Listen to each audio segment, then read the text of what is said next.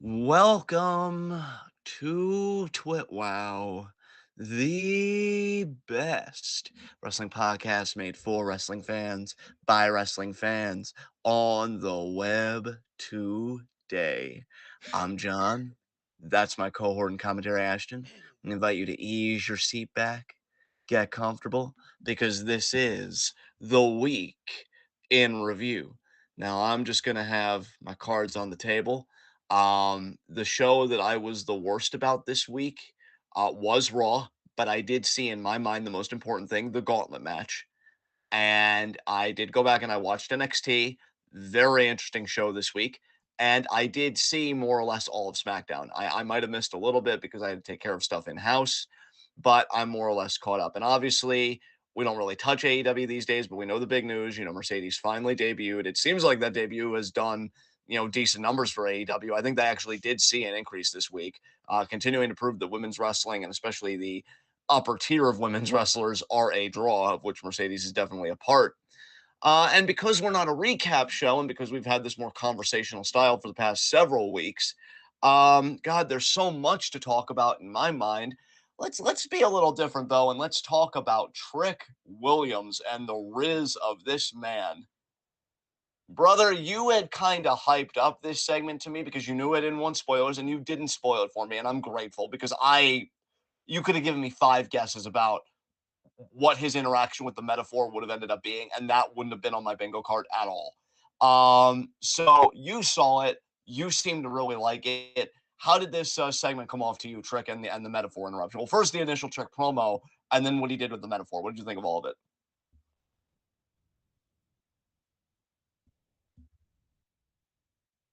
I can hear you right now. Yes,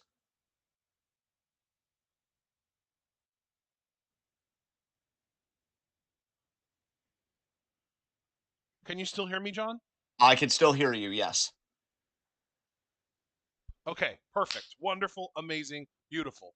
Okay, you asked me about Trick Williams. You did see the final segment of NXT Yes. now. Yes, I Oh, did. thank Yes, I did. Christ. Dude, I loved it so much. I was very confused as to why exactly the metaphor were attacking him in the first place. I still don't know why. But, oh my God, the ending with Lash. Holy shit. And the pop that kiss got. Holy shit.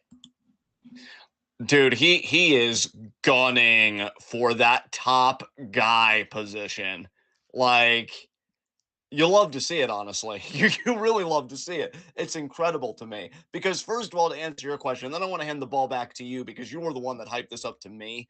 Um, I think the reason Dar said it in just a sentence, he's like, look, I'm moving on to bigger and better things. Metaphor needs to make an impact, and you're the hottest thing going right now. So, like, the reason for attacking him was putting him over because they're like, we acknowledge that you're the biggest thing on this brand right now, which can't sit right with Mello, who is just seething with jealousy at Trick's success. Yeah. Um, but then the kiss with that, I mean, there No, are you're so many not allowed ways. to be a bigger name than me. No. Perfect, 10 out of 10, no notes. Um, but there are so many ways that we can take this conversation. For one thing, do you think that this could signal Lash breaking off from Metaphor, or do you think that she's going to stick with it? Because it did seem like the group was not happy about that kiss, and Lash was just flushed as all hell. Like, oh my god, Bro, I swooning love that she endlessly. was in the back being like, Medical! Yeah. That's hilarious. That was so funny.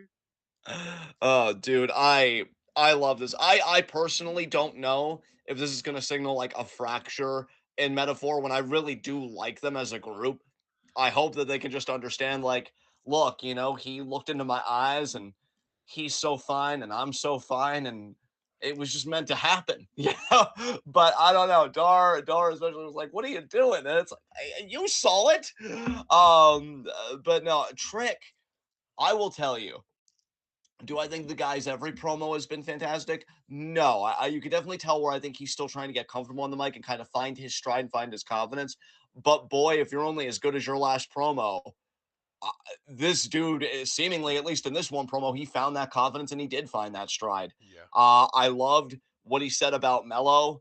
I loved what he said about people, including John Cena, because I remember that segment where, Mello left, I think, to get ready for a match with Braun because Braun was the heel at the time. And then Trick pulled Cena aside and he said, Cena, how did you know when it was your time? And then Cena's like, oh, let's talk. And now we know a bit, at least from Trick's perspective, that conversation what Cena said to him, that Mello is jealous of you.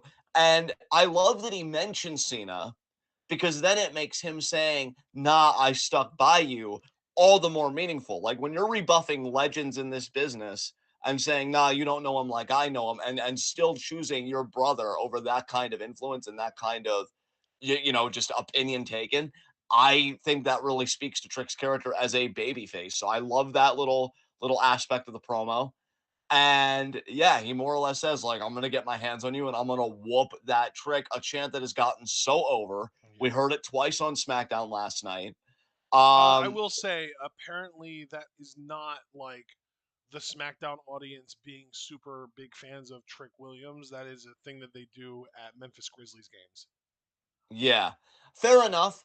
But still, though, WWE can spin it like, oh, and they even did because commentary even said, oh, this, Trick Williams has got to be loving this. So even if it is a sports thing, WWE doesn't have to broadcast that, Yeah. and like, I They still can think use you their could. own propaganda. Exactly. You could still spin it as a positive for Trick. And let's be honest, it doesn't change the fact that like a month ago, there was a SmackDown arena that popped like crazy when Trick did come out to save Mello. So this dude's overness, I don't think is in question. Whether it was a weird kind of anomalous situation last night or not.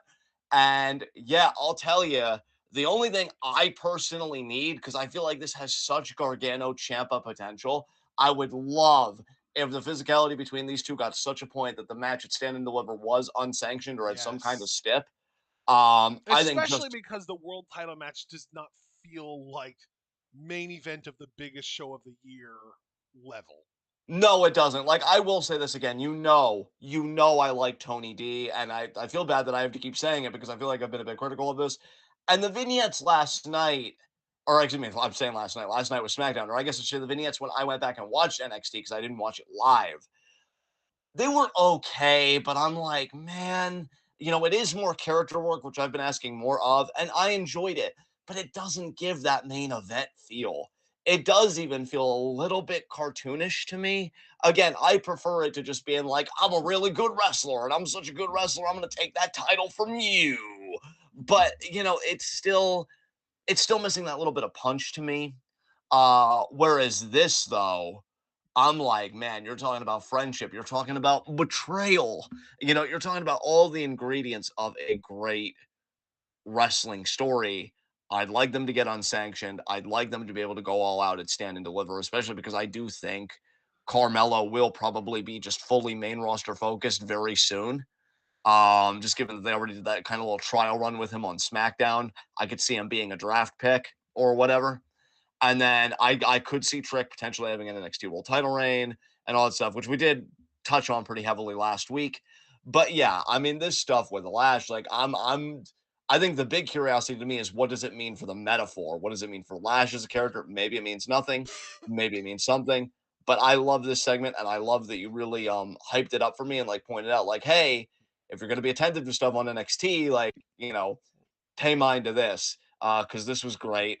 Um, I gotta say, beyond that, there were things I skipped because again, I've even started watching these programs knowing that we're not a recap show.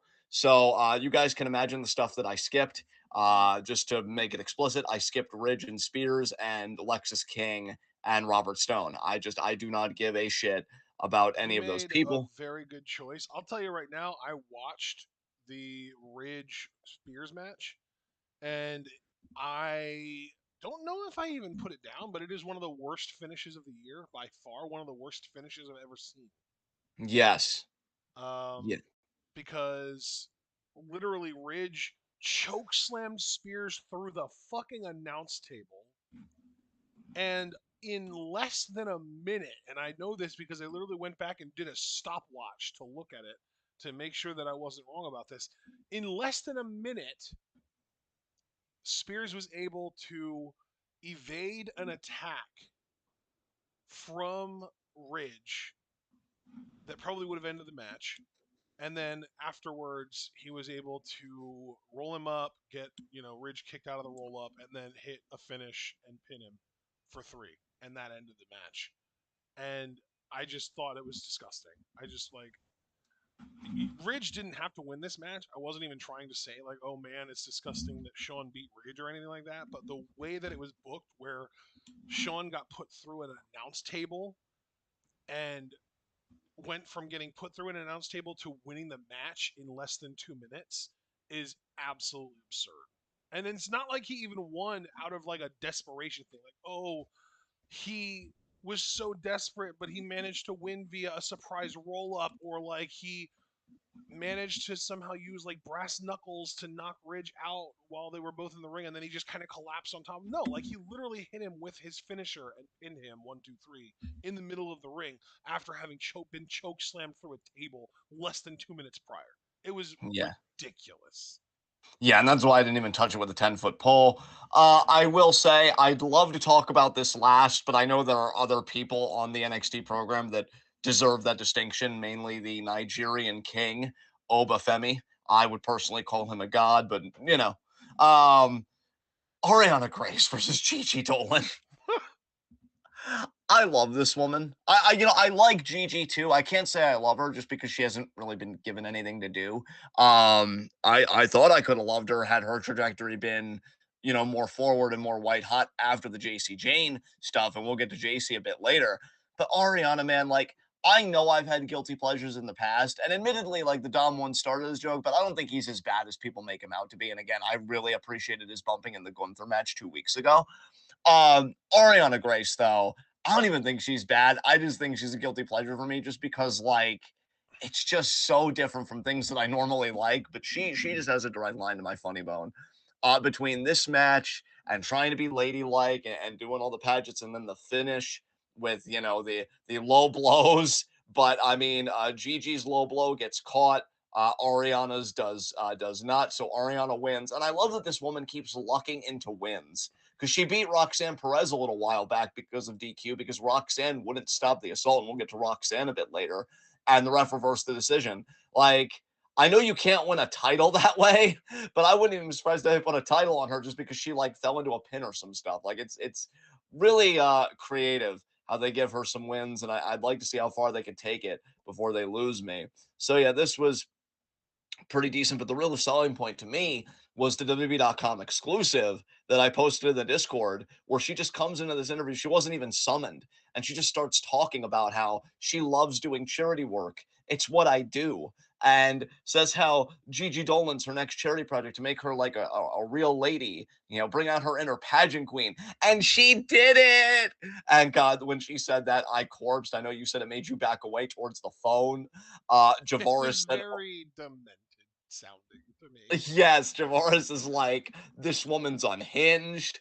I love her. I am committed with Alex Foster to work together to make her NXT Women's Champion and to make her just the goddess of NXT. Now I know what you're all thinking probably, but John, Lyra's a great champion and Roxanne might be the best wrestler on that roster. And you know what? You're right. But the turned up version of me, I now understand Dom more than I ever have because honestly, I meet all of those well thought out objections with I don't care because this woman is incredible. Fuck it, let the world burn if it means she's the champion. I'm loving her. I'm loving this story. I'm curious what it'll mean for Gigi. So yeah, I wanted to spotlight that. Let me speaking of the women though, brother, while we're on that subject, I wanted to get in your head because I know you said, because I do credit you for this because you were the one that originally said, and I think this was just a conversation between you and I, or it was on In Review last week after the arm break spot, that Roxanne did to Valkyria, that you thought that the whole conjecture of, will Lyra embrace Tatum and it be a heel thing? You were like, I think that's out the window because that attack was so savage. It very clearly meant to position Roxanne as a heel. Well, if we had any doubts, I feel like the promo she had this week cleared it up because she said multiple times, like, I don't care what you fans think of me. You weren't there for me, this and that. So it seems to me that they're heavily telegraphing, yeah, you can boo her now. We're not doing a badass, deranged, like, title's mine kind of character. We're doing more or less a sourpuss that's just very, very good at wrestling. Yep. So what did you think of this promo from her? I don't remember it super well, but I do remember having that same thought of like, okay, yeah, no, this is a heel promo for sure. She is a full blown heel now. And ultimately, I'm not going to go point by point with the promo, but she said that she felt like she had the best rookie year in WWE history. The She report that talked I'm about the reading, Mako stuff last year. Mako stuff last year, um, and kind of dissed Becky. She dissed Tiffany, which that'll never, not get a pop from me. And then ultimately said, Ava, look, come out and award me the championship because Lyra isn't coming back. Ava did come out, but before she could even say anything, um, Tatum Paxley comes in and she wants a piece of Roxanne. And then Ava's like, this isn't about you, go. And then the music just started playing. We got no resolution, which to me was a bit of a weird way to end the segment, but it's whatever. I'm thinking, obviously, Lyra will return. We will get our stand and deliver matchup, which hopefully will get time, be a banger, because I'll tell you, if Lola Vice hadn't ruined Vengeance Day, that was on track to be a match of the year contender for me. Hope Stand and Deliver can have the same magic and well beyond it. Um, and so, yeah, I enjoyed it, and it's going to be interesting. Roxanne now being a fully fledged heel, no ambiguity, no anything like that. It's like, no, we're doing it. Yeah. Um, what else did I want to talk about? Also, it What do you makes think me about? wonder what direction they're going to go with the Lyra Tatum stuff because, like, Tatum helping Lyra to win matches obviously isn't sustainable if they want Tatum or if they want Lyra to stay face now. Yes, yes. So I almost have to wonder if Tatum is going to help Roxanne beat Lyra at Stand and Deliver. That could be because I haven't forgotten about the miscue that Lyra and Tatum had in their women's tag team title matchup, Yeah. and I'm wondering if Tatum has any thoughts about that, and we We might haven't heard find from her out her since, have thoughts. we? Beg pardon? We haven't heard from Tatum since that match, have we? No, no, we haven't. But besides her wanting apparently a piece of Roxanne, we will have to see. Um, so you don't have to talk about this if you don't want to, because again, we're not a recap show. I just know anything that we feel is worthy of conversation, we bring to the table. What are you thinking of the latest development in the Thea Hale storyline of her just being like the Oh, I old Thea loved it. Hale husband? Okay, so you did like this. Yeah, okay, cool, cool. Yeah, I actually Um, really, really, I appreciated this a lot.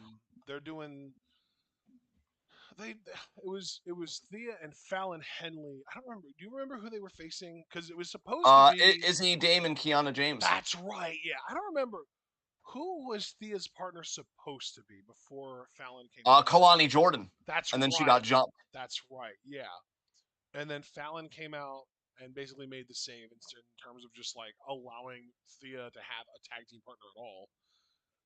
Um, and I think I think they did they lose Yes, they did because I don't want to take it away from you too much because I'll just hand it right back to you. But they lost because um, JC. JC Jane, they Yeah. were about to hit Fallon with something, and I believe it hit Thea, and then Thea ended up getting pinned with the what was it, the 4K or something like that, that knee kind of face crusher that Kiana's finisher, right? Kiana, yeah. Yeah. Yeah. So Kiana pinned Thea, but then after the match, Thea cut this really impassioned promo about how JC thinks that she is such a loser, and basically that Thea just wanted to make her a copy of JC, and that she's done trying to be JC, and that she's back to being her old self. And she ran around the ring the way that she used to, and the crowd popped for that. I'm not the biggest fan of that part, but I do appreciate the story and Thea gaining self-respect. Basically, I think that's good shit. Oh, absolutely. I'm always for stories about, more complex stories about, unhealthy relationships or traumatic relationships like we saw with Dante Fox and Killshot in Lucha Underground and stuff like that, and how we navigate these relationships and what we choose. And ultimately Thea Hale chose to be herself and to love herself in a healthy way. And we know that Riley Osborne loved it. And I mean, Riley Osborne. yeah, absolutely. And so it'll be curious how that all kind of pays off. But yeah, I'm glad to see Thea has kind of resolved this within herself and what she'll do going forward. We're looking at another prospective babyface challenger should Roxanne win the title and go on a heel reign. I think Thea could actually be like a bigger show title event just because the crowd really does seem to be behind her. But also, speaking of heels, I just gotta get behind what you've been saying. I too am really liking Kiana James and Izzy Dame as a team, and I'm liking Kiana James Yes. like as a singles act. I like too that we're saving the match between her, that being Kiana James, and Kalani Jordan, because Kalani I think is a very exciting babyface. But because of that, when you take her out, that's heat because, oh, I wanted to see her do her high flying stuff and this and that. And they just deprived me of that. Yeah. And if you're a Fallon Henley fan, which I know we are not, but I'm sure she does have her fans even in our audience, Alex you know, Foster loves Fallon Henley, and I even asked him to try and kind of explain her appeal to me, and I still just don't really get it. But hey, more yeah, power to him, more power to her. All good. absolutely. And yeah, and so she gets a spot in that, that never hurts. Um, so now I wanted to save this guy for last, but I want to make sure that I'm not missing anything else. Oh yeah, this tag team qualifier. I enjoyed this matchup. I honestly would have liked if Oh, is this the one Out the with Mud. the LDF or Oh well, LWO. LWO? Yeah, Yeah, yeah. I'd yeah. never watched it. It was okay. I would have liked OTM to get this spot, but here's the thing. All jokes aside, because you know that I'm very much a Santos stan, aka you know that I'm very much right. But LWO, they are fantastic. Cruz del Toro and Joaquin Wild. I've always liked them as a team, but I feel like they've really been cooking the past couple months. So to get them in on one of these things like that makes perfect sense to me. I also like Out the Mud, and I don't want them to be forgotten about, but that's whatever. We also know that as far as this tournament goes, for a triple threat where the winner of that goes on to stand and deliver. So we know LWO is the first third of the triple threat. We know that Carl's and Anderson, or Doc Gallows and Anderson, because it's Carl Anderson and Luke Gallows. So Gallows and Anderson are going to be facing Hank and Tank, who you know that I like, but Hank and Tank are very much still an NXT level up team, clearly, because there's no way that they're beating Gallows and Anderson. There's no way that's happening. And then I don't, Yeah, I think I've said on here before.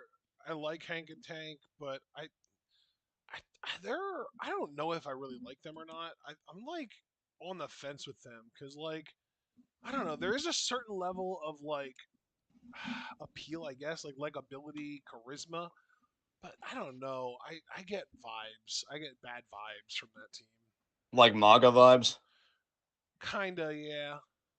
And that's fair. Dude, here's the thing. Here's the harsh truth. Pro wrestling is just essentially more or less a MAGA business. Like you've got like the progressive wrestlers for sure, but like so many of them I think have been outed as like more conservative or right leaning over the years that I've just kind of made No, my but peace when with you it. get two chunky bearded white guys in a team together, it's just bad vibes. Yeah, I mean, that's fair. I mean, maybe a bit reductive, but still not without good reason. And I like them, and I've said that I've liked them because they're like a spiritual successor to me of Heavy Machinery, and I did like that team. Um, You know what though? I do see where you're coming from. I see where you're coming from, but I feel like with Heavy Machinery, Otis had so much appeal just individually. yeah, And honestly, I couldn't even tell you what the name of his partner was. I could tell you what he looked like. I remember what he looked like, and I remember liking him in the ring, but I don't even remember his name. Was it Tucker something? yeah, Tucker Knight. Was it? Yeah, Okay. So I guess I do remember that at least. But yeah, like Otis was just such a star out of that, and I don't see anyone between Hank and Tank that has anywhere close to that level of star see, power see, ever. now I will agree with you on that. Absolutely, because I look at Hank and Tank as like tag team for life. Like the moment you guys separate, I don't really see It's just like two Joe anybody's right. Gacy's running around. Like, oh God, and one's enough. Um, But yeah, just wanted to make notion of that. I'm very happy for LWO's success because Mhm. again, I think they've really been cooking lately. And just talk about the rest of the tag team tournament. I I think, mean, maybe that's why I get bad vibes from them because they remind me, both of them individually in different ways, remind me of Joe Gacy. yeah, there you go, there you go. But you know who we don't have any bad vibes about, and there's no ambiguity about. Do we like them or not? Obafemi? Oba fucking Femi, you're goddamn right. Goddamn right. This fucking dude, I God, loved the way that he asserted his dominance on Jensen in this match. Holy shit.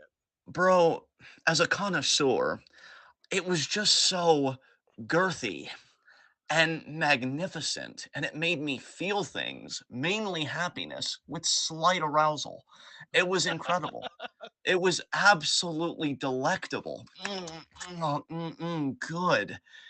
Oh my god, give this man the keys to the fucking business. I just he has it all. He's young, he's tall. Like, look, you used the joke twice, I think during Stardom reactions, and it popped me both times, even though it shouldn't, but I'm a child. You would never look at Obafemi and tell him to gain some height because one, you're not deluded. And two, if you were that deluded, I'm pretty sure you wouldn't like his reply. So he's got the height. He's got the look. He's got the voice, dude. I love his fucking. I know I've said it before. Yes. I know I've said it before, but guess what? The truth never goes out of style, baby. So I'm gonna keep saying it. I love his fucking voice. Like, you know what? No, I was gonna say something NSFW, but I'm gonna behave myself.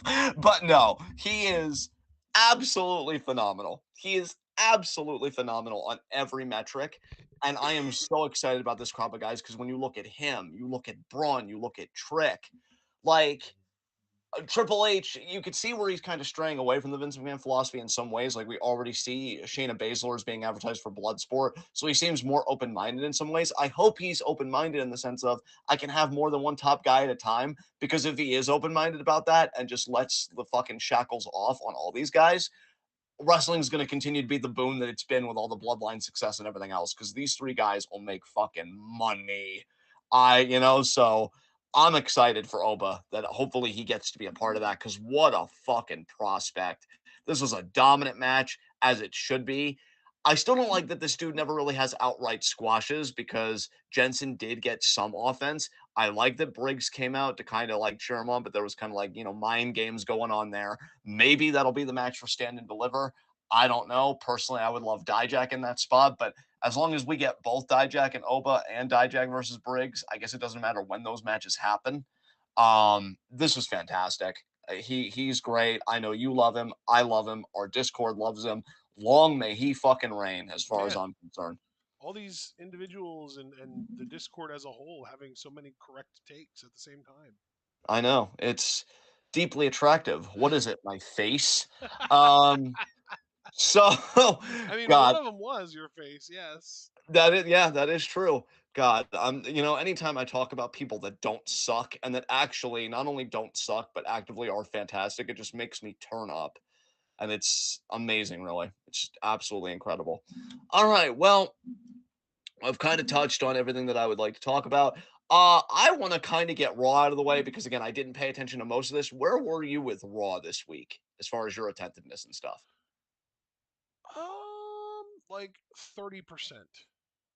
Okay, maybe that makes me feel less bad because I watched the Gauntlet match and I think you watched the Gauntlet match too. So maybe we won't have much to talk about with I Raw. had the gauntlet match on my TV. I don't know how attentive I was during it. You know what? That's fair. The only thing I'm disappointed about missing was Liv versus Becky, but I missed that too. yeah, but apparently it was a really good match. Becky won, and Oh no, now you know this, what? Let me rephrase. I didn't miss that. I had that on my TV too. I just didn't pay attention to it. yeah, Becky apparently won. She's doing a last woman standing match with Nia on Raw next week. So, ugh. I don't know why they're doing this kind of story with Becky so close to her Rhea match at Mania, Yeah, but I find it really odd that Becky wins the Elimination Chamber to go against Rhea and then suddenly gets dropped immediately into a feud against someone other than Rhea. yeah. I don't understand that decision at all. Like, I don't like the idea of Nia being platformed at all, but being realistic, this is like the first feud you do with Becky post Mania, whether she's won the title or not. Like, you don't do this in my mind on the road to WrestleMania, just my Wait, opinion. wait, I'm But confused. Why'd you say Naya?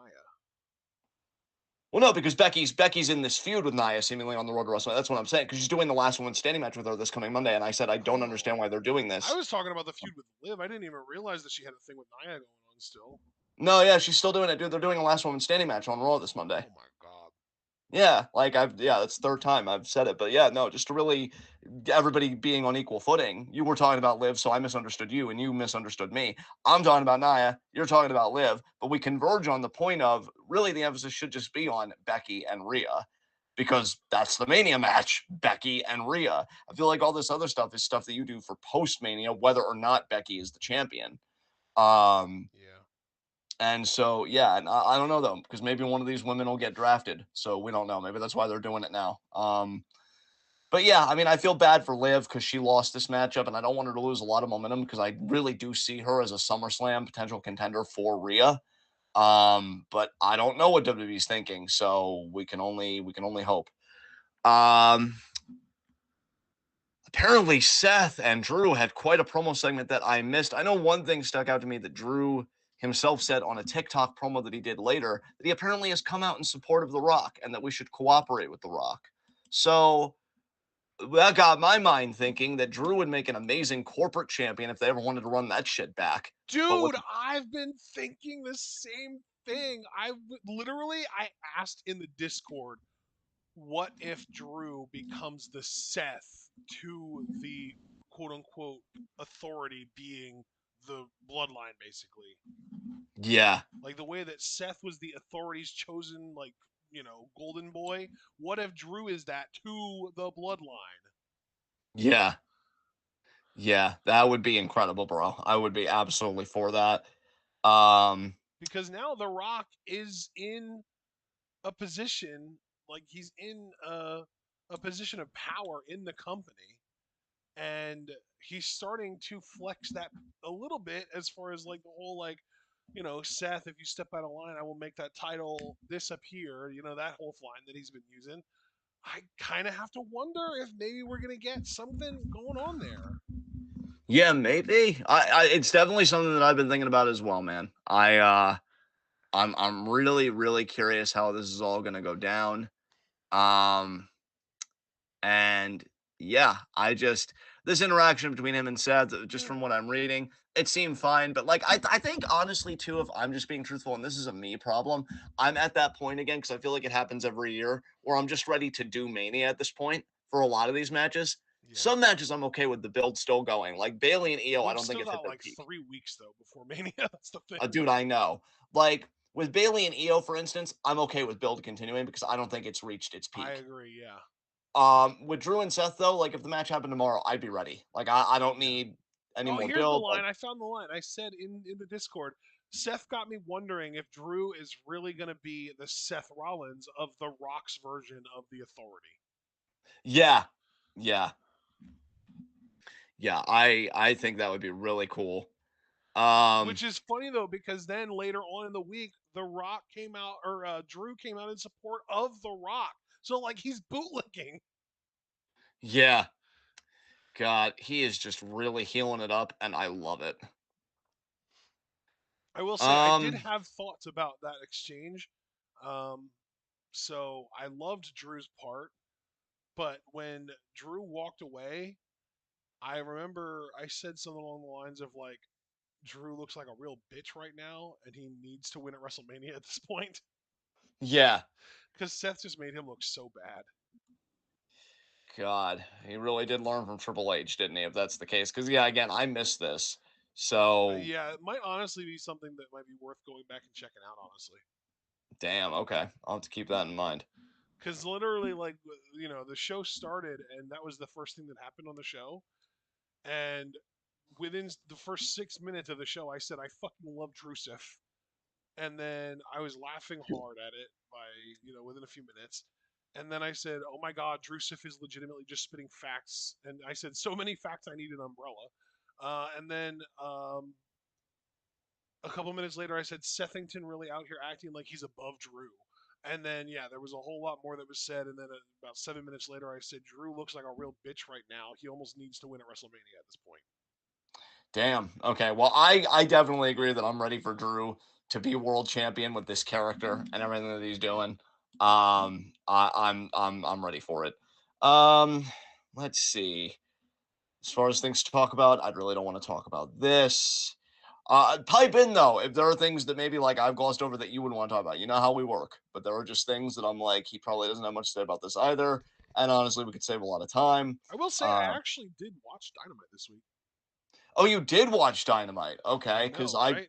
I even led with we didn't watch Dynamite, but I did mention Mercedes' debut. I figured you probably would though because of Mercedes' I debut. Yeah, well, the thing what basically happened was I tuned in because of Mercedes, and then they immediately did Joe Wardlow afterwards. So I was like, okay, I'll take a deep seat, and I ended up never changing the channel during the whole show.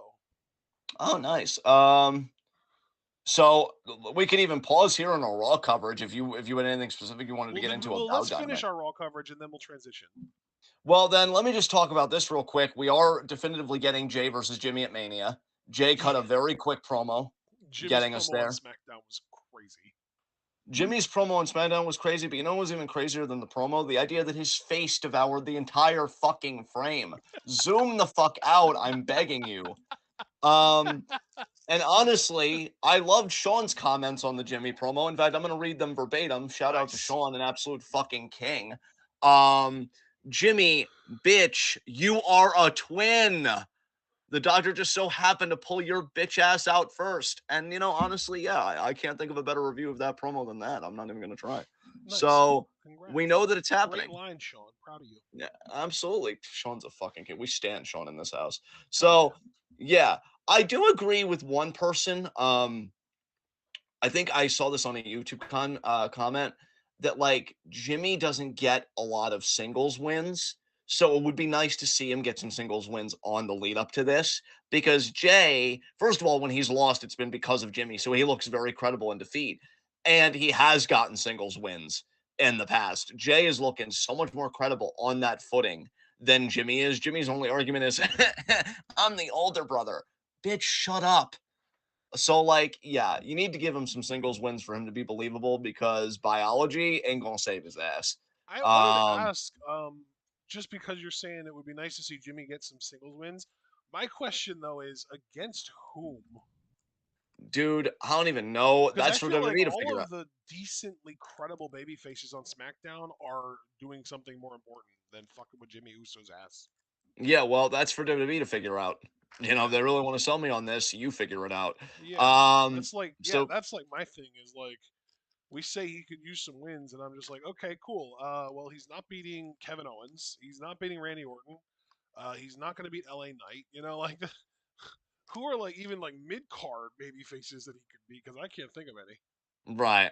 Again, not my job to figure out, not yours. We'll have to see what WWE does. They may not even put Jimmy in singles matches, which I think would be a mistake, but it may be a necessary mistake just because of what you just said. Um, so we know next week on Raw, and I'm just mentioning this because we know with the tag titles, it's going to be a 6-team ladder match, but they're doing qualifiers on Raw and SmackDown for the ladder match. They're kind of doing a tournament to determine the remaining 5 teams.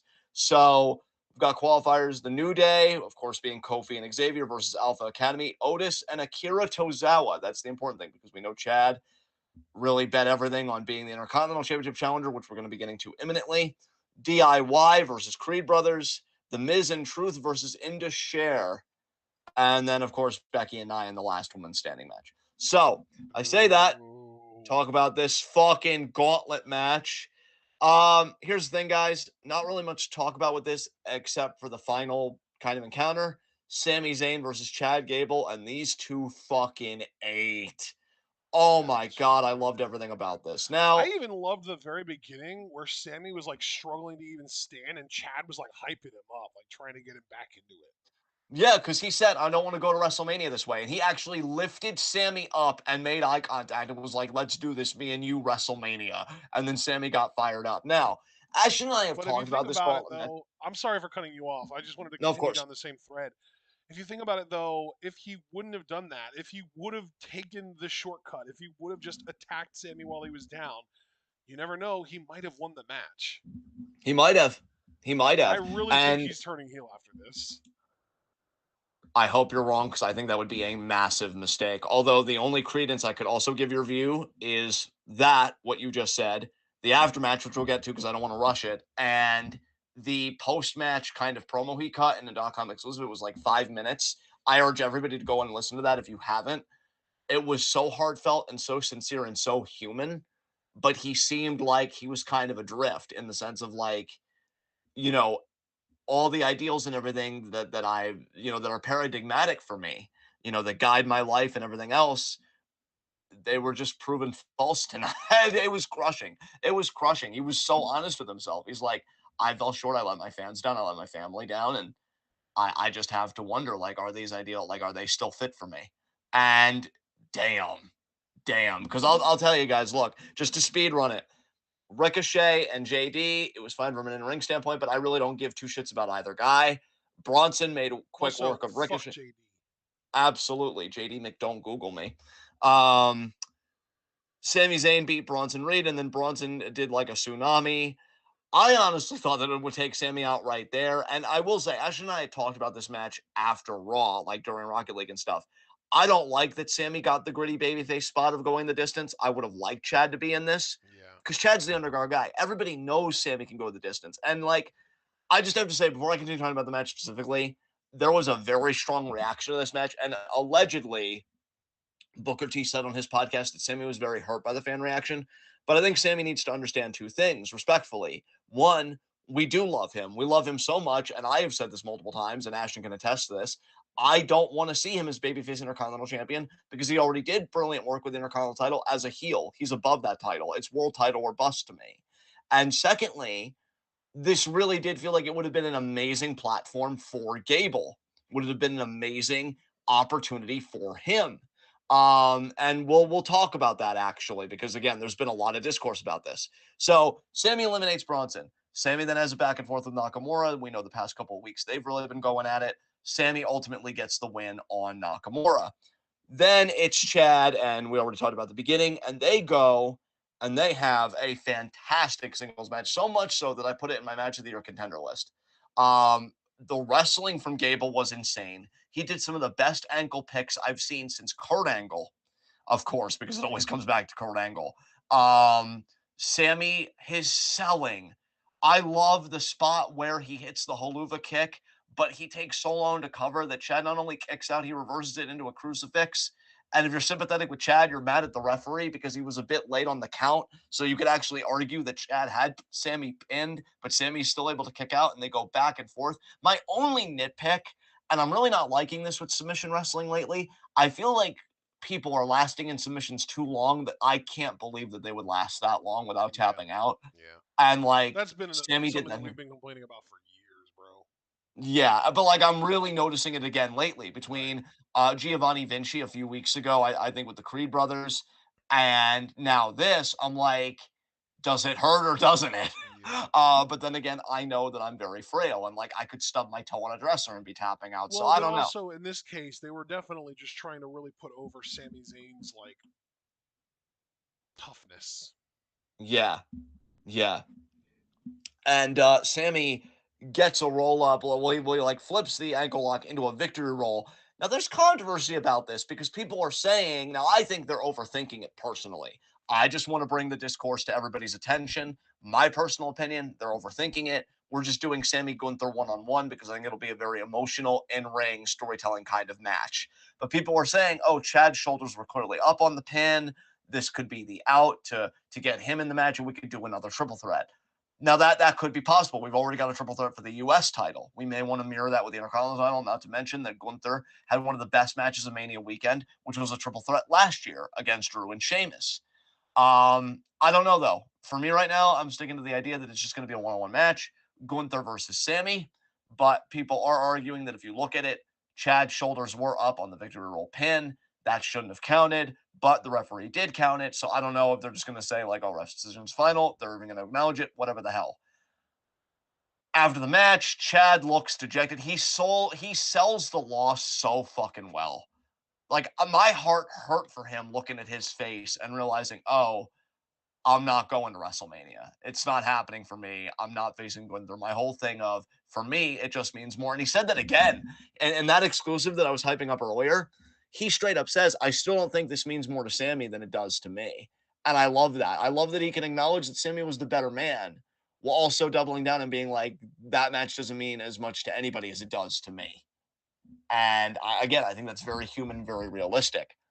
He shakes Chad's hand. Chad, though, what I love about this is he doesn't turn heel, but he very clearly looks like he just not even angry at Sammy. He just wants to get out of the ring. And again, he even says that in an interview, like, I just wanted to get out of the ring. Yeah. Like, I was so dejected and so defeated. Like, I didn't want to be there. He didn't say what Sammy said to him. Although I'm wondering if Sammy just broke kayfabe and whispered in his ear, "Dude, what a fucking match! You're a beast," because that's what he should have told him. And then Gunther comes out and he laughs and he holds the title up while Sammy looks at him. I love what one commenter said about this that I saw because YouTube, they uploaded the entire gauntlet match. If you haven't seen it, you can go watch it in full on Damn. WWE's YouTube channel. Yeah, they've been doing that lately on Raw, SmackDown, and NXT. They'll upload full segments or full matches, I guess just to kind of show people what they're missing. And for Raw this week, they chose the gauntlet match, which I think was a good Wow. choice. And yeah, you can go back and you can watch that gauntlet match if you missed it. I don't think anybody Yeah, that's did, but really cool. just putting that out there. Um, what one person said was Gunther should retain because for Sammy, it was about just getting a spot at Mania. For Gable, it's about the Intercontinental title. And I love that distinction. Sammy doesn't care about the IC title. He doesn't care about the fact that it's Gunther. He just wanted to make it to WrestleMania. And that's a fine enough motivation, not judging Sammy. But as a character, that doesn't really rally me to your side for you to win. Not when I've been so enamored with this title reign. And I look at Chad as a guy that could believably end it just because he's a freak in the ring. So yeah, I am hoping Gunther retains and we run it back with Chad because he's a baby face, bro. What do you want, Super Blue? He's like, why didn't you jump him then? Because Gable's whole thing is he's a competitor. He's literally an Olympian. And he said to Sammy, I don't want to go to WrestleMania this way. Get up. I want to have a match. I need to prove that I'm the better man.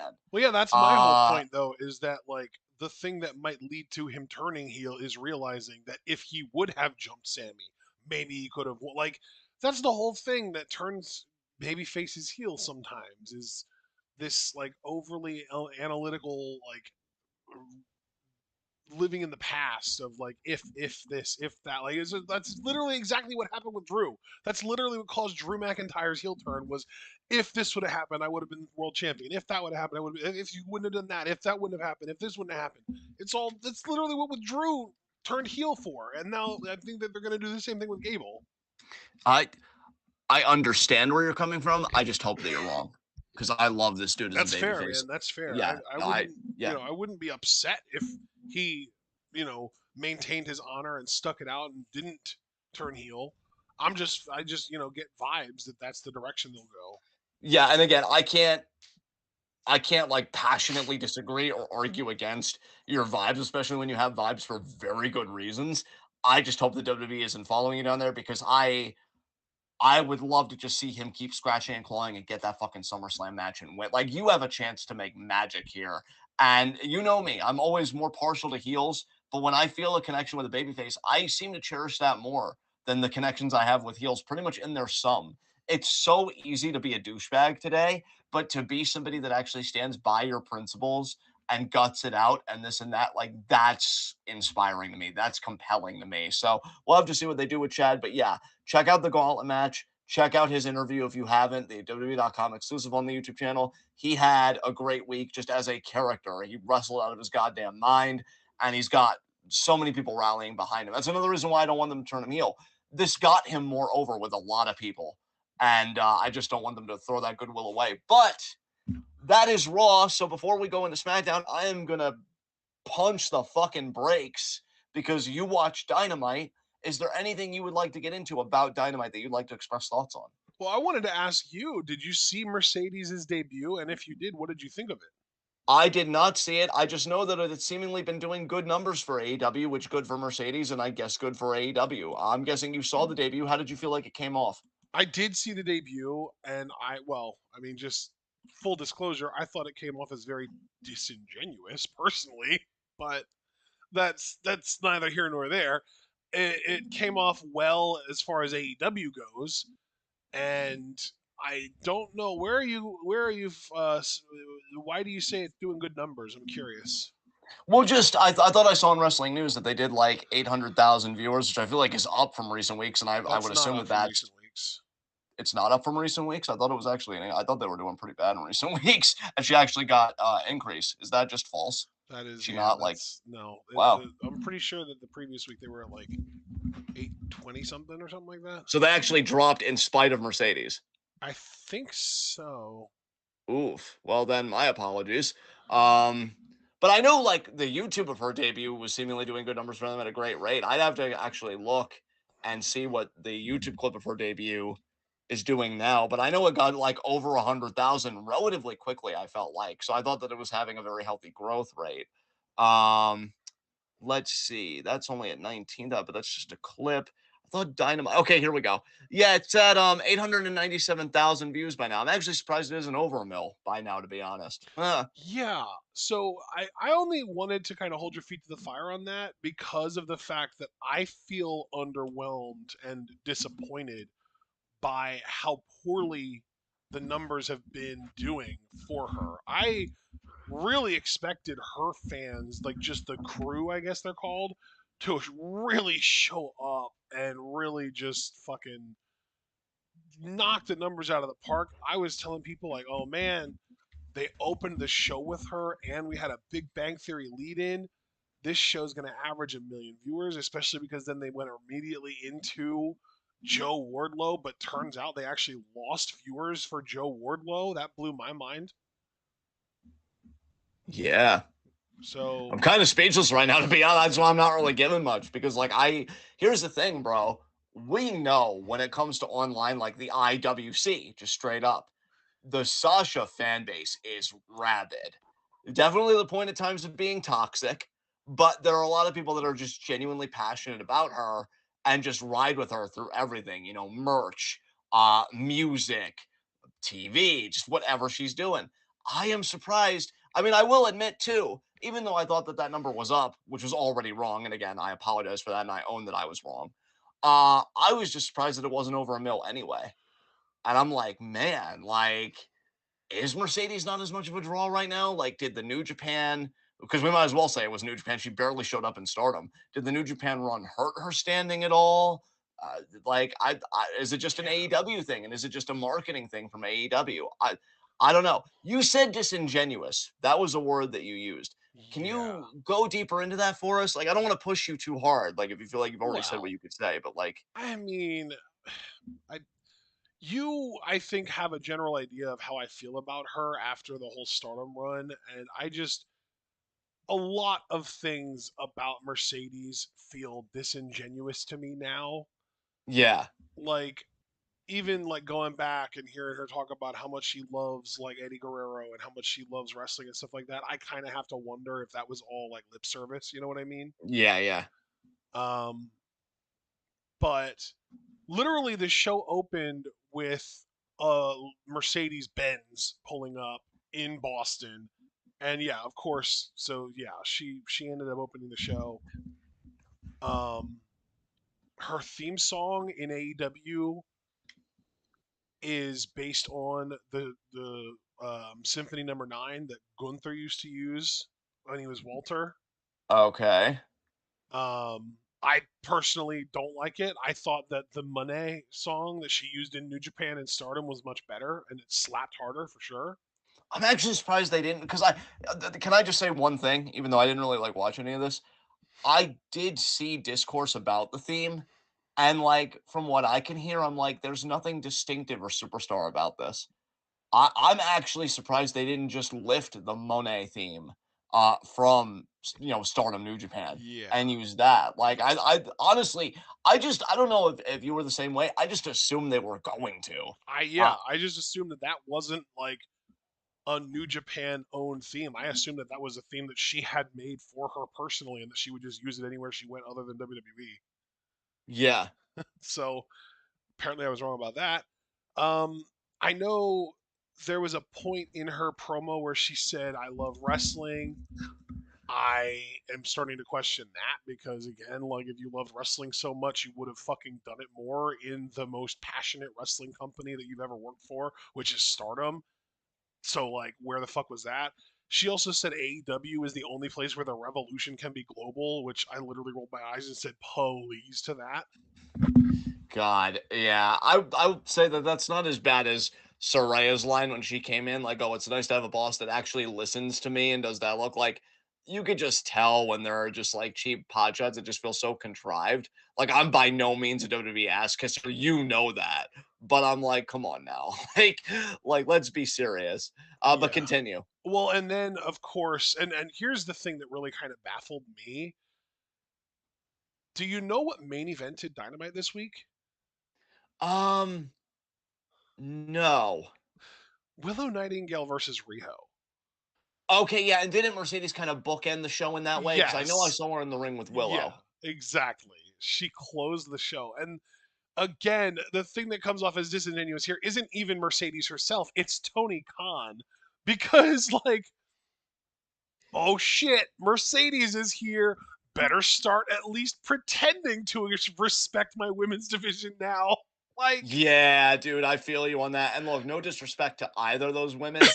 Why are they main eventing? Well, I know we know why they're main eventing, right? But I'm just saying, right, like, right. Like, why are they? they're Yeah, main eventing for political reasons, not for wrestling reasons. exactly. There's no meat on the bone, which you could give these women meat on the bone. They're both And fantastic. especially because there was literally no, like, storyline progression at all. The only reason they main evented was so that Mercedes could close the show. That's literally it. And dude, again, I don't want to be presumptuous. I didn't watch the show. That's why I'm trying to say as little as possible because honestly, I don't have a right to say anything when I haven't watched it. But it just feels like that's a sign of things to come. Like they're gonna Yeah. do more of this telegraph shit because it's Mercedes. It's just funny though because people used to always complain so much about how disingenuous WWE's quote unquote women's revolution felt and how, like, oh, they're just, and we were even part of it too, and we're calling it out now with AEW too, but I feel like a lot of people called it out with WWE that won't call it out for AEW. Talk about how, like, oh, everything feels so disingenuous and so forced, and oh, they're just doing this so that they can say that it's the first time ever that it's happened. But, like, AEW is about to do a bunch of the same exact shit, and it is all going to be extremely disingenuous, forced. Um, it's posturing as far as I'm concerned. It's literally just Tony Khan trying to basically suck up to Mercedes because she's his new biggest investment, I guess, and he doesn't Yeah. want to have that sunk cost fallacy. He doesn't, he sunk a lot of money into her, and he doesn't want to let that money go to waste. So he's going to do everything he can to keep her happy, at least for a while, until he's got his hooks in her, and he knows confidently that she's not going to leave him. Um, so yeah, like, I really just got, like, gross feelings from this whole thing, but I've been getting gross feelings from pretty much everything Mercedes has done since leaving WWE, and that's, like, wild because I was so fucking proud of her when she left WWE, and I was so excited for what she would do next. And then it turned out that the thing she would do next was start lying and being incredibly disingenuous and just awful in general and cutting bad promos a lot and, like, being really disrespectful to Japanese culture and mispronouncing names, and, like, yeah, it's just been so downhill ever since she made the one good decision, which was respecting herself enough to leave WWE. But, like, ever since then it's been like, oh my god, she's a fraud. I still feel like we'll see her in WWE again one day too. I just want to put my 2 cents out there too. Once it happened with CM Punk, I'm like, it's gonna happen with everybody eventually. So yeah, I don't even know how long this AEW deal is for, but I could see her come back. Especially with Naomi back there and Bailey still there. Like, it's just my opinion. Or this could be her last like full-time wrestling run, and then she'll just do Hollywood more full-time, because she's got the Star Wars stuff going and Yeah, everything else. I like, Yeah. that's the only thing that's making me be like, okay, I believe that you love wrestling, but there's also a part of me that's like, you might love wrestling to a degree, but you don't love wrestling more than you love getting paid. Because, like, obviously, you didn't care enough to wrestle more than once in stardom. And I'm assuming it's because they couldn't afford you. And it's like, God, that's so, like, oh, fuck. And I'm I so mean, dude, torn because, like, you yeah. should be respecting yourself enough to know what you're worth, but at the same time, like, you literally are, like, telling this story about how, oh, you used to watch All Japan Women's Wrestling and you're such a fan, and, like, it just comes off as such bullshit because, like, you don't even know their fucking names. Like, you don't even know that Miyu Yamashita doesn't wrestle in Stardom. Like, what the fuck, man? It's just, Yeah. it just comes off as such bullshit. It makes me not like her. it just reminds me of like because I still go back and I listen to this often. One of the last interviews that Benoit did before the tragedy, and he talked about like the new people coming into the company, and he was like, one woman asked if Rick Rude still works there, and then he actually called out Linda Miles by name. I guess the woman, the Cameron, where she Wait, didn't know who. Linda who Miles, wasn't that the woman that was with the Basham brothers? No, you know what? I think you're right. You're right. I stand corrected. Yeah, because we even did that Bash and Bros route recently because we didn't know way out for Craig's request. That's right. That's right. So yeah, Shaniqua was her Yeah, there wrestling you name. go. Um, but yeah, where Linda Miles didn't know who Andre the Giant was. Now I don't think Mercedes is that bad, but it No. really is a shame when you like have to be disingenuous about your love of wrestling. I would respect it more if it was like, look, I'm athletic and I can secure that bag this way. And also for Mercedes, look, if you've got a price tag, good for you, especially for women where they deal with gender pay gaps in so many other industry sectors. If you can get that money, secure that bag, I guess. I mean, hell, we live in capitalism, unfortunately. Might as well do the best you can. But yeah, her not really doing much stardom and keeping it purely to New Japan, and even that was like limited, was really sobering to me because I'm like, you know what? You can be a really brilliant wrestler, but you're not having the clinics, you're not having the portfolio that when this career is done, that I'd be like, oh man, she's a goat. It's even gotten to a point for me, and I speak solely for myself here, where I'm even wondering if she's overrated by some circles because I'm looking at certain women now, and I'm like, I don't know. I feel like they just kind of wrestle circles around you, or like, because personally, like I get more hype by Mina Shirakawa than I do by the thought of Mercedes, but that's just Do me, you right? do you like just going by memory? Do you remember how many matches she actually wrestled in Japan? Um, just give me a second, okay? Four, Two. actually. Oh wait, because Battle in the Valley wasn't in Japan, was it? When she beat Kairi, That was in was it? California. Yeah. Yeah, okay. So it was So two the only because matches that she actually wrestled in Japan were the triple threat with Azumi and Hazuki, and then dropped the title to Mayu. And then she came to the U.S. and was supposed to win the New Japan Strong Women's title, but that was when she got injured in the match against Willow, and that's the last time she's wrestled. Period, because apparently her injury was way worse than anyone knew. yeah. So yeah, I mean, I wish her well, I guess, and I'm happy for her fans that are hyped about this. But like, it's amazing how with AEW, even people that I'd be like mildly curious about, I just can't find it in me to go and check in. So, is there anything else you want to say about Mercedes specifically? About Mercedes specifically, no. I'm the thing is like I can appreciate where you're coming from as far as saying like you feel like maybe she's even a little bit overrated, but I still think that she is legitimately the best non-Joshi women's wrestler on the planet right now. And that's fair. That I would not begrudge you for that at all. But the fact that I even have to put that qualifier of non-Joshi just tells you what level the Joshi wrestling scene is right now and how much better it would have been to be able to watch her participate in that scene for real and not just the two matches in Japan. Like, Well, God. it's on a very similar continuum, and I said similar continuum for a reason to kind of the problems that we have with Miyu Yamashita because we see this really good wrestler that could be a better wrestler in some aspects, but you get that way by kind of going outside your fishbowl and challenging yourself. I really thought that this would be a chance for Mercedes to challenge herself and really see the kind of wrestler she could be, and she just flat out was not interested. Now, that's her prerogative. I have no business telling her how to live or how to manage her career because clearly it's been working out well enough for her. She doesn't need my advice. But as a wrestling fan, first and foremost, I was just hoping for more dream matches. And she really doesn't have a lot of dream matches in AEW that I'm interested in. Maybe Jamie Hayter when Jamie Hayter comes Yeah, back. that's the thing, right? Is like she had the opportunity to work in Stardom where she could have put on incredible matches with like 80% of the roster. And now she's in AEW where there are maybe like three women that can work on her level at most. Yeah. And one of those three is Perma ROH apparently because Athena just isn't allowed to work AEW television. Oh God, yeah. Athena has been doing us. See, that's another reason why I feel like the bloom is kind of off the rose again for me with Mercedes because I'm just entertained by so many other women right now that I'm like, I Well, don't but really that's the need thing though, her. is like if we were to get a Mercedes Athena program, I would be on the edge of my seat for that shit. I would love that. Yeah, absolutely. That would be Because I, fantastic. I think Mercedes for me is kind of in similar territory that other wrestlers have been, like Andrade, where it's like maybe it's on me that I've forgotten how good she is, and then when I see her wrestle again, I'm like, oh damn, like yeah, she's fantastic. I don't know. It's just like you know, when you talk about the disingenuous and stuff, there were things I learned about her. You know, the idea that she supports Autism Speaks, I hate that shit. So there are even like some personal things where I'm like, oof, you know, kind of thing.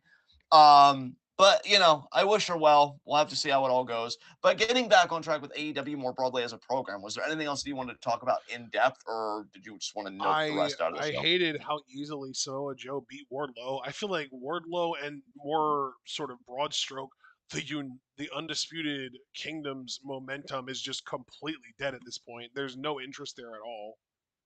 I feel so bad for Adam Cole, man. You have no idea how my heart breaks for Adam Cole. Like, fuck me.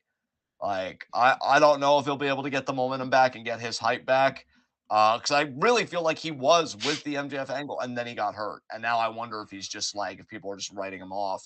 And then you mentioned Wardlow, The thing and is, that I'm was not another. worried about Adam Cole because I know that he's good enough to get the momentum back for himself. Wardlow, though, Wardlow was finally getting momentum back because he was cutting great promos. He was beating the shit out of people in his matches. He looks great. Might be in even better shape than he was in his initial hot run. And then he finally gets his shot at the world title, and this match felt it wasn't necessarily completely one-sided. Like Joe didn't dominate him or anything. Don't get me wrong, but when Joe locked in the Coquina clutch, it felt like Wardlow barely fought and then just passed out, and that was just it. Yeah. And like Wardlow, it was even like a point that Wardlow had to fake an injury to avoid being muscle bustered. So like again, it was like wow, they're really just telling the story of Joe just straight up being better than Wardlow at this, and Wardlow having to find shortcuts to try and get out of losing. Yeah, I even low key felt like they rushed the Joe Wardlow match a bit. Like not the match itself, like in ring. I'm saying like actually doing the match. It felt a bit rushed because when I knew that Wardlow became number one contender, I'm like, so we're doing this already? Because I really felt like Wardlow was gonna go through the ranks like dominantly and then face Joe. But then again, you have the problem, which is a good problem to have, but how do you navigate it Uh, of Swerve being so over are you because you want aware to do that the Swerve. Superior Paul is in chat, by the way? I am. I've wanted to hit on him for the past 10 minutes, but it didn't really feel appropriate. His last Um, message is a real classic. He said, Wardlow has been brought low by Samoa Joe. I love you, Superior Paul. I just really need to be explicit about it. I love you, and if you want to pick the most just degrading Chili's parking lot that you can, I will meet you there in like 30 minutes. Um, but and make of that what you will. But no, I Emphasis did. on meat. Yes. Uh but no, I I did feel like the match might have been rushed a little bit because I thought that they would want to build Wardlow up more, but like Swerve is so white hot that Tony Khan is like, man, what do I do with my action figures? I want them all to fight each other at once, but I don't know what to do. Well, I guess I could put the Wardlow action figure away, like after he gets squashed, and then I could really focus on this mega ultra epic match between Joe and Swerve, which if you guys are wondering why I'm doing such a mocking voice, it's because I'm still terrified for Swerve. Nothing in AEW is a given, and nothing in pro wrestling in general is a given, but especially in AEW. Yeah, it felt like it should have been a given that Swerve was going to win the world title within the first couple months of the year. And not only did he not do that, he didn't even win it at Revolution, which was in the first week of the third month of the year. And now it looks like we're going to have to wait even longer for him to even get us another shot at the title. And when he does, that's not a guarantee that he'll win it. I think it's likely, but again, Yeah, you never know what Tony will decide. absolutely. Um, so yeah, but you know what though? You watch Dynamite. I want us to get through this to get to SmackDown. So is there anything else you want to talk about? I know the Elite is one of the hottest things they've Yo, got with I was Okada and just about to get to that. Did you see the backstage segment with Nick, Matt, and Okada with Alex Marvez? where they were talking about what car he wanted to buy, and he was like something, and then he said Kias. He said a Kia, and they're like, no, just kidding, a Porsche, or was this something different? I'm talking about the segment where he made Alex say happy birthday to Matthew. I actually did see that on Twitter. I also did see that. I Yeah. just love that Okada was like, sing it. When Okada tells you to do something, you do it. You don't Dude, say no. Okada as a heel is one of the best things going in AEW right now. I feel like AEW really only has figured out how to do good heel characters, and that's about it. Yeah. Would you think I would be all Even their hottest babyface of all time was still just a heel that the people decided they loved. Yeah. And, you think that that would be my dream wrestling company, like, wow, a wrestling company that actually knows douchebags? Sign me up, and then it's just such a bore. But Okada is definitely working for me. Yeah. This has been amazing. I am so close to hearing him say, "I hate wrestling in poor districts," except I guess it would just be poor cities or towns in the US, but Dude, goddamn. fuck that. He can literally just say, I don't wrestle in front of pores. Fuck, I'm hard. Fuck. Um, no, I'm ready. I'm ready for it. I'm ready for him to flaunt the girthiness of his wealth in my face. Like, degrade me for receiving food stamps, daddy. Let me have it. God damn. Oh God, I love him. I love him. You know what Angel told me, because Angel, who's been in our chats occasionally, like he is a really big Okada fan, or he was. I think he's cooled down a little bit, but it might heat up again now that he's in AEW. I mean, Angel's already told me like he wants to try and get tickets when they come to his area. He said, I hope he doesn't win with the money clip because I want to see the Rainmaker. And I'm like, oh, bro, because you said that and he's a heel. He's 100% winning his matches with the fucking money clip. I mean, you got to see a Rainmaker already, the one he did to Eddie Kingston last week. True, but dude, imagine though if like Okada is just still like tweaking this heel gimmick, and he like teases the Ripcord Rainmaker. money clip. I'm wanting. Yes. We still haven't gotten one. We need one. Dude, everybody would boo except you because your pop would compensate for all the boos. It would be We that would loud. pop together. Yes. That would be legendary. Pores don't get to pop, bitch. Um, I mean, we're poor, but still. yes, but spiritually, I have never felt more 1% in my life than watching this man force other people to sing. Sing it. Yes. And dude, I gotta say too, like I think the Bucks are slowly, just from what I'm seeing on Twitter, it's a very similar, like where I am with this right now is very similar to Athena stuff, where I catch a lot of it just on Twitter. And I think that's good because it's probably like I'm microdosing the greatness. And the Bucks are slowly starting to win me over too. Like I'm really starting to come around with this gimmick. This iteration of the Elite might be my favorite. And it's really not that hard because I've never cared for the concept to begin with. But like this is working for me a lot. Um, if you have anything else you want to say about this, feel free. Otherwise, if there's anything else you want to say about the show, I mean, again, the floor is still yours. We're in our Dude, dynamite segment I still. got a worst promo of the year candidate off of this show. Oh God, who cut it? William.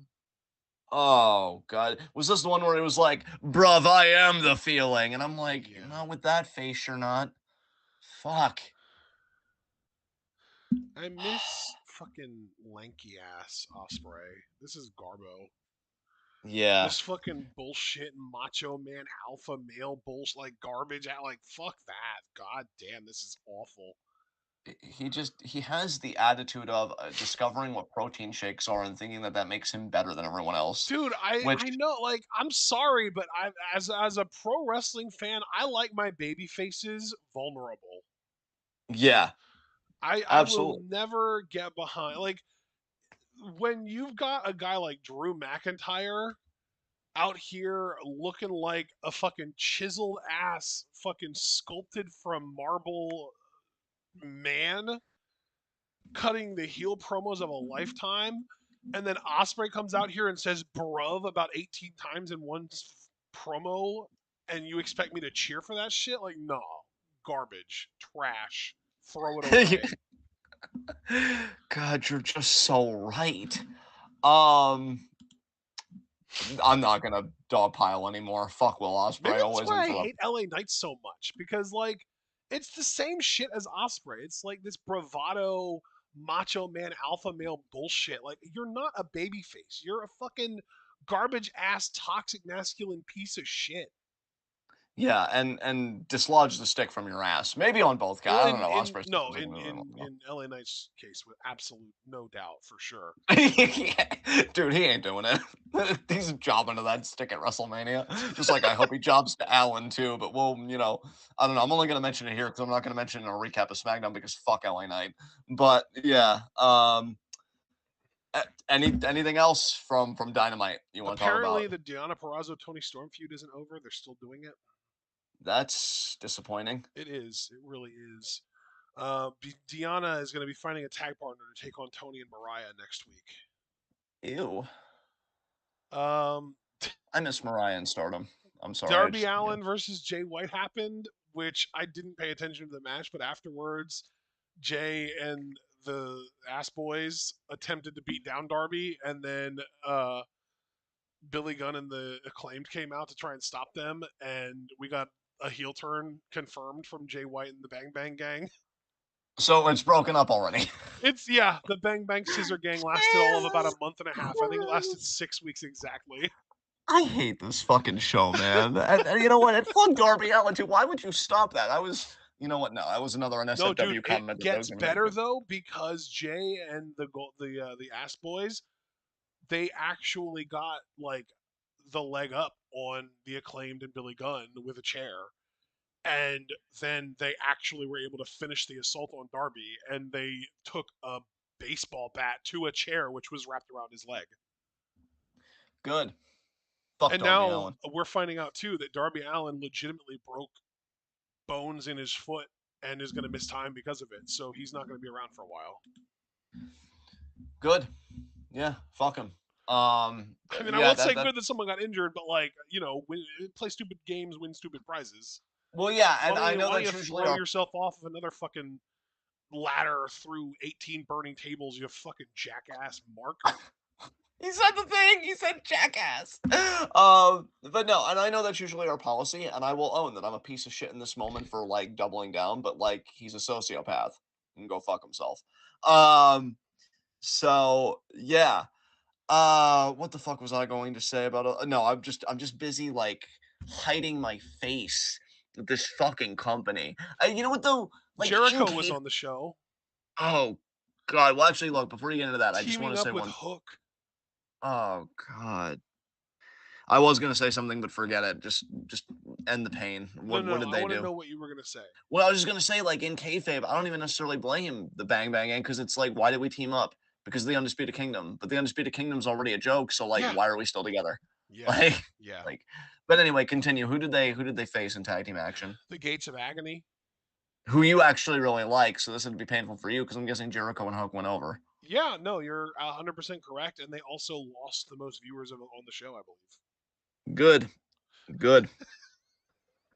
Just stop platforming a piece of shit. I have no problem with Hook, but like, fuck. Jesus Christ, my pain. I didn't even watch the show and I'm still in bed. That just shows you how much I hate AEW. Secondhand AEW makes me gag. Fuck. Let's see. What else would I should you? actually be more specific, because the show started with 1 million viewers with between the Big Bang Theory lead in and then the Mercedes promo. The first quarter hour was 1 million viewers, and then they lost 100,000 viewers with Joe Wardlow, Jesus Christ.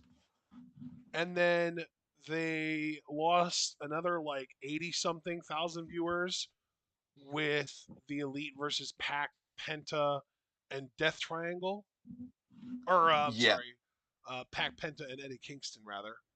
And then they lost another like almost 80,000 viewers the following quarter. But that fourth quarter had 2 ad breaks, and there is a very common trend where anytime there are 2 ad breaks in one quarter, ratings fucking plummet.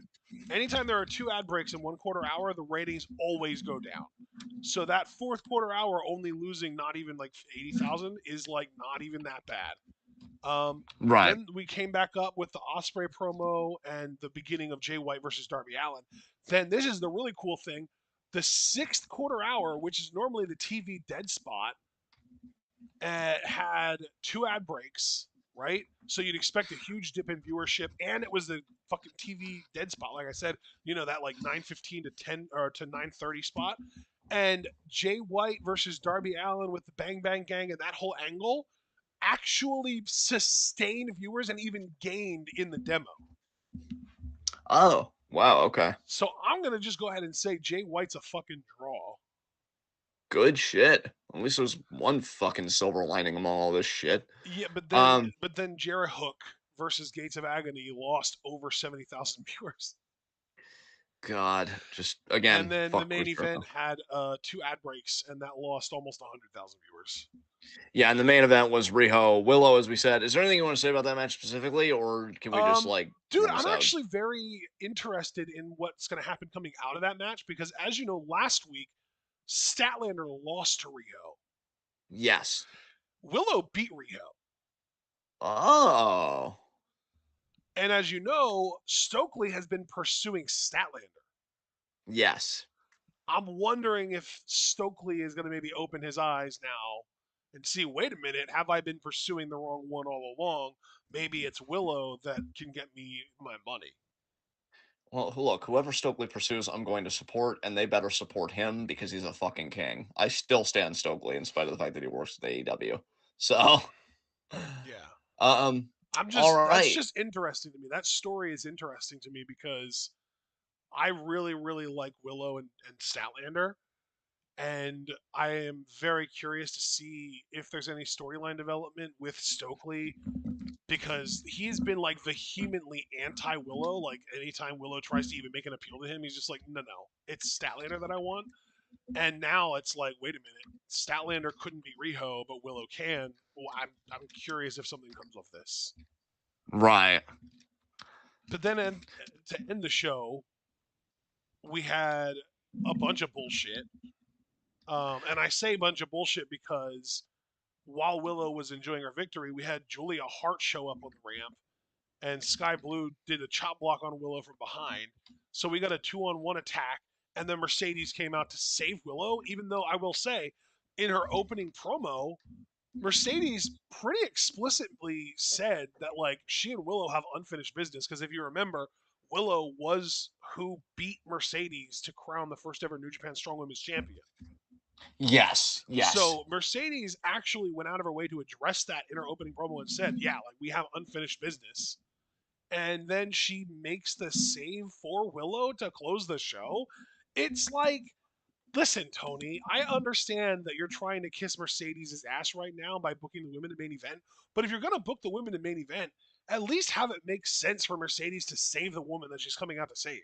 And don't have it be literally like, oh, you're going to go out and save someone that you called out as someone that you have beef with earlier. That makes no fucking sense. Yeah. I guess we'll just It's have to like see how this all AEW goes. just had to sneak that one little bit of continuity error in there by the end of the show. Yeah. Oh boy. And they couldn't even So have like an interesting angle to close the show. Like Willow turning heel by attacking Mercedes. that would have been cool. Or Mercedes even turning it would have been a bit That of a was kind shock, of what but I yeah. thought would happen. I thought Mercedes was just going to clean house where like she beats down both Sky and Julia. And then when Willow looks like she's like, oh, thanks for saving me, then Mercedes attacks her too and says, nah, I'm coming for everyone. I'm the new top bitch here. Yeah, that would have been awesome. Yeah, but no, she just posed and Willow like bowed down to her as she rolled out of the ring. Ew. That's what I'm saying. Like, god damn it, Tony. Um, quick side note since we're in AEW territory, apparently Kyle O'Reilly competed on Collision. I've been wondering about Kyle forever, so I might actually go back Against and see that. I believe it was Keith. Brian Keith. Oh, nice. And I know we have Brian Keith. You yourself, I think, have said you're a fan of Brian Keith. So like that's pretty cool. I'm gonna have to go He's back and check that out. yeah, he's pretty good. Yeah, so congrats, Kyle, on finally making it back to the ring though. Holy fuck. I actually missed Kyle O'Reilly, so I'll check that out. Do you know who the Um infantry are, by the way? no. Do you know who Carly Bravo is? No. Do you know who Sean Dean is? That sounds vaguely wasn't he that military gimmick guy? Um, Captain Sean Dean. Yeah, yeah. Yeah, Because he beat MJF by countout one time. yeah. Yeah. So that team, Carly Bravo and Captain Sean Dean, are known as the infantry. Okay. They beat House of Black tonight. Oh, what the fuck? Never mind. I'm not gonna care. Um, anything else I should know about? Anything else we should talk about when it comes to AEW? Do you know about the big important match that happened tonight? Other than that, Didn't Danielson face Shibata and win yes, because he's going to be yes, facing Osprey soon? yes. Yeah, I did not see that. Obviously, did you see it? No, I did not see it. I slept through it. Okay, fair. Well, that says all you need to know about those two guys in AEW in 2024. Um, I so had an yeah, alarm set for 9:30 in case it would have main evented, but I ended up sleeping through the alarm. And you it think didn't you'll go? matter anyway because they opened the fucking show because of course they fucking did. Wow, do you think you'll go back and watch it? Yes. That's fair enough. You'll have to, next week when we come back here, I might even ask you like how you felt about that, or we can save it for the extracurricular segment, which we can't get to yet. We still have to talk about SmackDown very quickly. Um, thoughts on the Rock concert? It was entertaining, it was fun. Um it was a little too babyface, but I guess he was being babyface on purpose in Memphis because it's like a place that he has a lot of history with. I think his first rock concert was in Memphis, so like yeah, he was throwing it back. Um, there was also a lot of like stuff that would appeal to conservatives as a babyface, but be offensive to liberals as a heel. You know what I Like mean? a like alluding to Dustin being weird, even though I feel like he wanted to say something else, but Queer, like he yeah, kind of, exactly. yeah, Yeah. Um, yeah, and also like making fun of Cody for crying. It's like, okay, so we're doing toxic masculinity and it's a good thing now. That's awful. yeah. Um, yeah, like that kind of stuff wasn't good, but also like he's a heel, so like it is good too, kind of. It's kind of hard to Well, it's figure good out only where the insofar as they lines get a are. comeuppance, and what kind of a comeuppance do you give The Rock of all people? Right. Like, Yeah, exactly. I don't So really know. there you go. Um, New Catch Republic won their qualifying match against I Pretty didn't watch Deadly. that at all.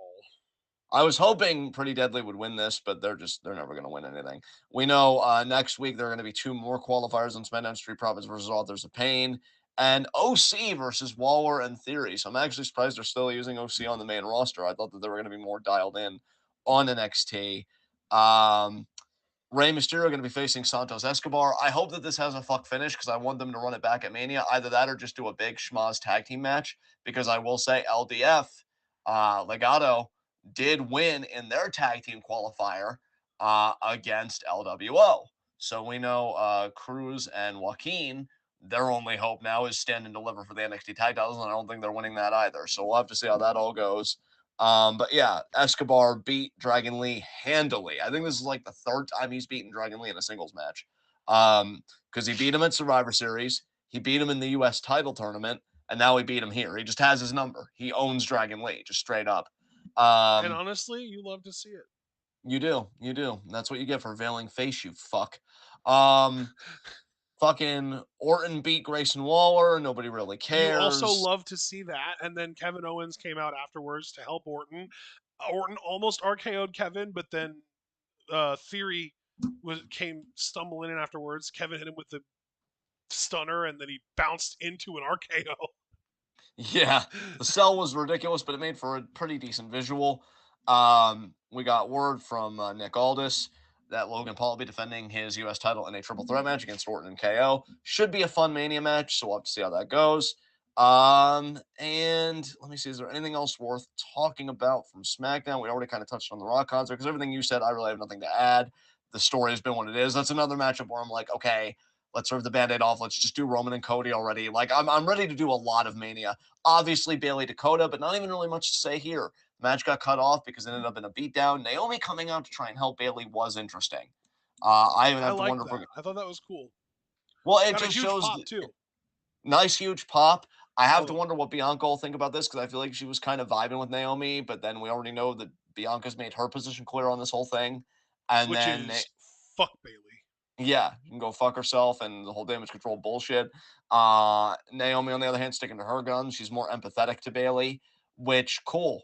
I think again, Bailey had a promo afterwards where she said, fans could cheer me, fans could boo me. I don't really care. I think you do. And I don't really necessarily like that she said that because I do feel like she's going back to be more of not necessarily a pure baby face, but a baby face. And she's like, the truth of the matter is, Dakota, you wouldn't be here without me, and I'm going to take down Damage Control one by one. Would love to start seeing that because WrestleMania is only like 3 fucking weeks away. So I mean, let's. she already might have taken out Asuka because I don't know if you noticed, but Asuka was limping really badly in that closing segment. So I'm not sure how much we're going to be seeing her going forward, and if she's going to be able to make it to WrestleMania, and that really sucks. It really does because Asuka's a fucking legend. I obviously very much enjoy the Kabuki Warriors. They did retain against Shayna and Zoe on Monday, and I didn't really know what that meant for a potential Mania match, but I guess that is what that is. And so yeah, we'll have to see how it goes.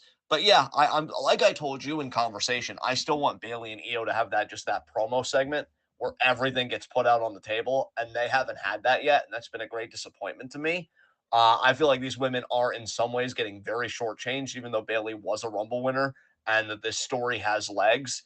And honestly, it just makes me more envious, even though it's probably a bit unfair in this case to Cody, Roman, and that whole story, because it's like, I get that you're big and I get that you're the headliner. I understand that. But you have 2 nights now. Like, we should have really been building one of those nights around these women, I feel like. And we just didn't do that. And I guess that's whatever. So, yeah, decent enough. It's great to see Dakota back, obviously, but it didn't really even get enough time to cook to really talk about it. Is there anything on SmackDown that you wanted to get into, lend your thoughts to, anything like that? Um, Not off the top of my head. No, not off the top of my head. If you think of anything, feel free to interject because obviously, next segment, did you do any extracurriculars this week? No, I did not. I only watched the Elimination Chamber matchup from 2012, the one that Jack Swagger won with his whole Oh libertarian we the people gimmick. God. Actually, underrated chamber. Mark Henry was the star of that freaking thing, just for like the few minutes that he was in it. My God, that Hall of Pain gimmick was god tier. It really Um, was. I do have one brief thought regarding SmackDown. sure. How hilarious is it that LA Knight finally showed up for the first time since Chamber? Oh yeah. Or do you mean AJ Styles? Because we know LA Knight's been on the show still. How has he? Well, yeah, because he had that one segment I think 2 weeks ago or segments where he was kind of pursuing AJ, Oh and then the segment God. last week where he was backstage watching AJ's promo on TV, Oh, but and then he was this the beat the two first guys. actual promo that he's cut though? Actual promo in front of people, like technically, yeah, because I guess he's just been doing a lot of backstage stuff. So yeah, Yeah. you could say first promo. Really, I I was thought gonna you were gonna say say because AJ. I feel like we haven't seen him actually talk since The Rock started showing up more. No, I mean he's been talking and doing stuff. Really, it's Allen that's been absent as the Okay. heel. That's why I'm My surprised that you my said main LA. point though is that it's just funny though that we got there. We've been seeing The Rock more and more, and it feels like LA Knight's role on the show has been minimized, and I feel like they're hiding him while The Rock's around because it exposes him. Yeah, because WWE had the good sense to close out of the Wish.com tab now that they got the real fucking thing. Um, Exactly. And yeah, it's just I just found that funny because yeah, the crowd is still really into him. I got to give that credit at least. But like I just it's just so funny because I even saw some it was Sports Skeeta on Twitter, Sports Skeeta Wrestling ask who wins in a promo battle and there were definitely some people giving LA Knight the win, but like I would say bare minimum 80%, probably closer to 90 plus percent were giving The Rock the win, with a good like 60% of those people being like incredulous about it. Like, how dare yeah, you? yeah. Personally, I don't even know if this will happen. I'm trying to stay as small as possible before our preview and predictions, but I just want LA Knight to fail. Like, I am so behind Allen and those goddamn slacks and him just bludgeoning him with a chair at every fucking turn. Yeah. Knight, you're a loser. You've always been a loser. You're always going to be a loser. I actually saw a thread. I will say this: it did give me some hope where people were calling out LA Knight for being a shitter in the ring during his WWE run. And then there was another person that was like, "How could you call this man a shitter in the ring?" And they were posting like some of his highlights from like TNA or I guess Impact Wrestling at the time. And people were like, "Yeah, but this isn't Impact though," and that was years ago. Like we're talking about right now, and right now he's not doing any of that shit that you've shown in any of those clips, and it's true. If you go and you watch the montage of that person posing in the defensive line, I have not seen him do any of those moves in his WWE run. Now, that does make me low key curious how he would work the match with AJ because it is WrestleMania. Like, if you're going to break out anything, you do it on that stage, kind of like how Cesaro did the I don't know what he calls that maneuver, but that airplane thing that he did to Seth, Yeah. where it was like hands free. Oh, Um, like up on the shoulders. yeah, yeah, exactly. I think he has a name for it, but I can't think of it. Right. We didn't really see him do that until Mania, and then he did start using it a bit more. But yeah, these people that were calling this guy out, like, I understand you're well intentioned trying to defend Knight in ring, but he's a shitter. He's been a shitter, and these clips, like, I don't even know if there were any NXT clips in there that they could have even defended it with. Like, no, his in ring has completely changed from his. Thank you, Super Blue. It's the UFO. That's right. But it's completely changed from his Impact Wrestling days. I don't even think it was that good then. So, like, you suck. And I really hope Alan beats you, and praise be to the Slacks. So, with that said, I established my extracurricular. You said you didn't do anything. So let's open it up to questions about this week in the world of wrestling. So you may commence with your questions, everybody. We got 9 people watching. So let's see what's on your minds. All right. And Caster, without fail, comes right in there. All right, let me just go on live chat, make sure he was the first question. He was. He Do you think it was. was Cody's idea? This whole thing about Dwayne whooping him with his belt, like what they did to him on AEW, would not surprise me one bit. Wouldn't surprise me at all. I'm not going to overthink it, but I will say you broach an interesting point, and yeah, like Ashton said, wouldn't surprise me at all. Next question.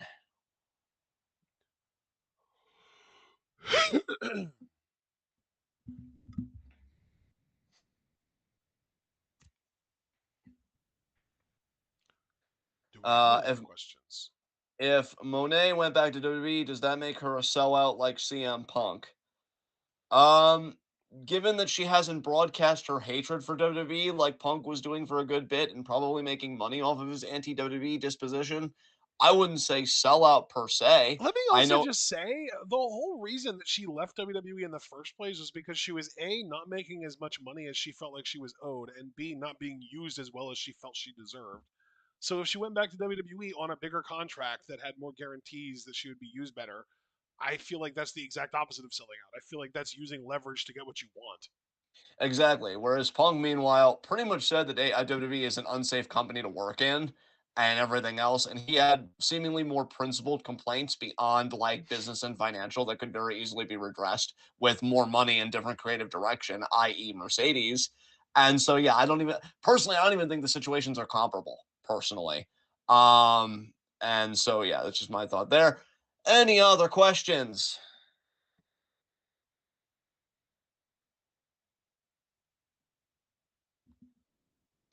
All right, I'm going to say no, actually, and we're going to move on to high spots and low shots.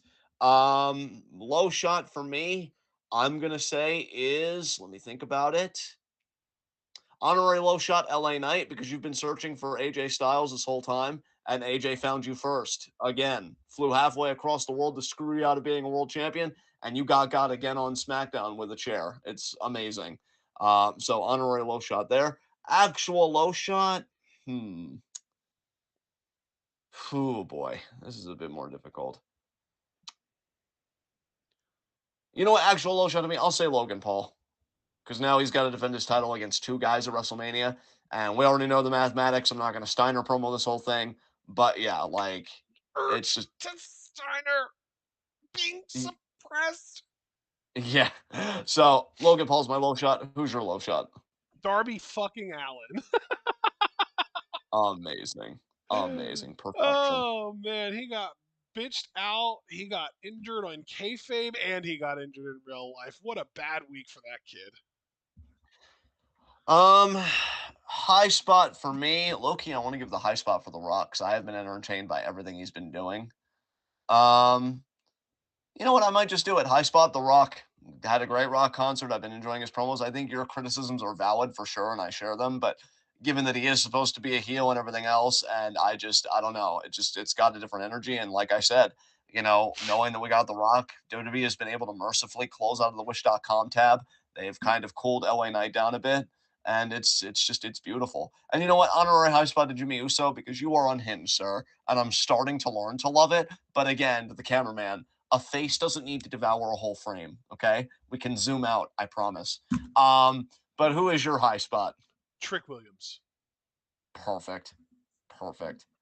yeah, he had another great week that again makes him a contender for top guy fucking material for He cut sure. a fire promo.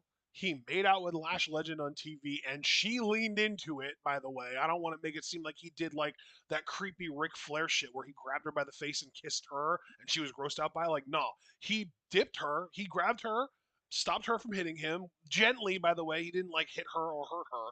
He stopped her hand, dipped her, like bent her over, and then she leaned in for the kiss to him, and they made out, and then she was shooketh.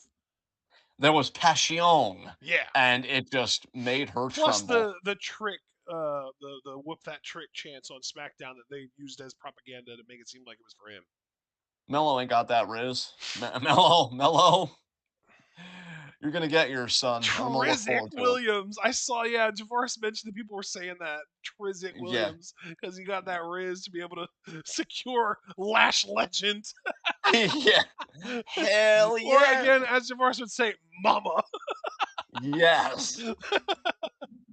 Well, if she's mama, Trick Williams just campaigned for daddy. God damn. Yeah. Oh Um, God, wait. God, there's so many daddies and poppies and papas in wrestling right now. It's crazy.